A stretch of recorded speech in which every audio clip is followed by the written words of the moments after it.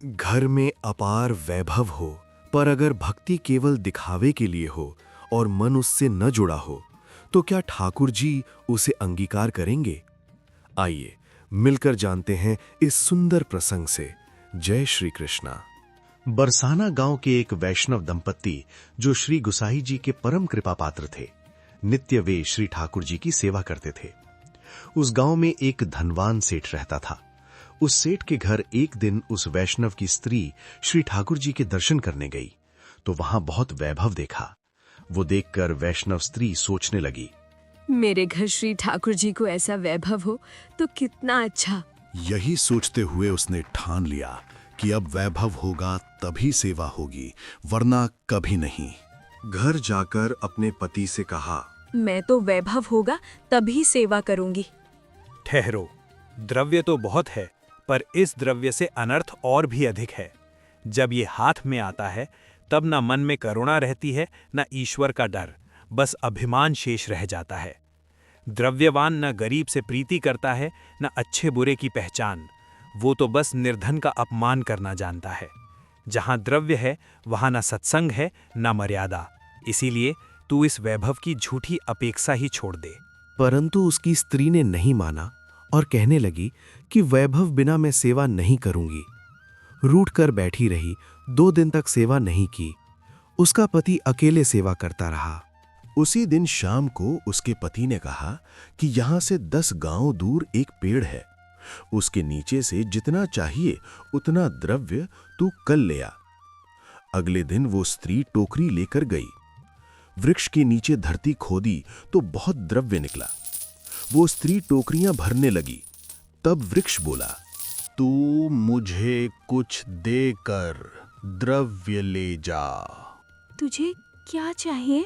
तेरे घर श्री ठाकुर जी विराजते हैं, तू झारी भरती है।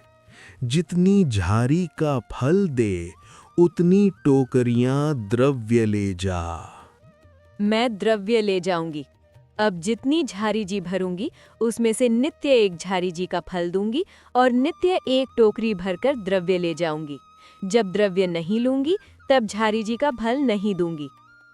अब तू जो झारी जी भरेगी उसका फल नहीं चाहिए, क्योंकि तेरे पास द्रव्य होगा, इसलिए तेरा श्री ठाकुर जी अंगीकार नहीं करेंगे। क्यों अंगीकार नहीं करेंगे? तेरा चित्त अब द्रव्य में रहेगा।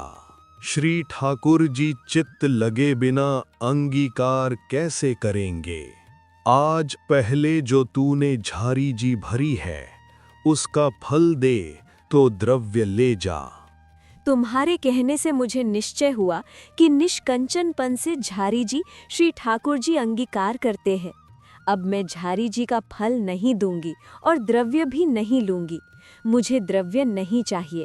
निष्कंचन होकर मैं श्री ठाकुर जी की झारी जी भरूंगी तो वे अंगीकार करेंगे।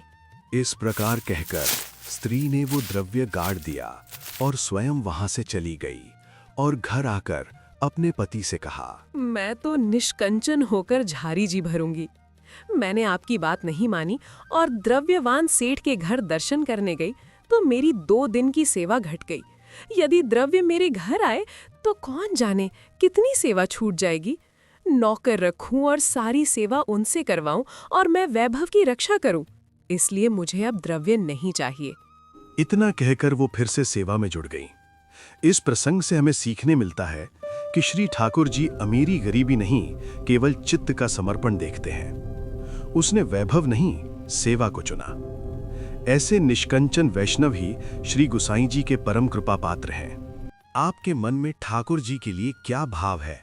कमेंट्स में जय श्री कृष्ण जरूर लिखें। ऐसे ही और वार्ता प्रसंग सुनने के लिए पुष्टि स्टोरीज को आज ही सब्सक्राइब करें।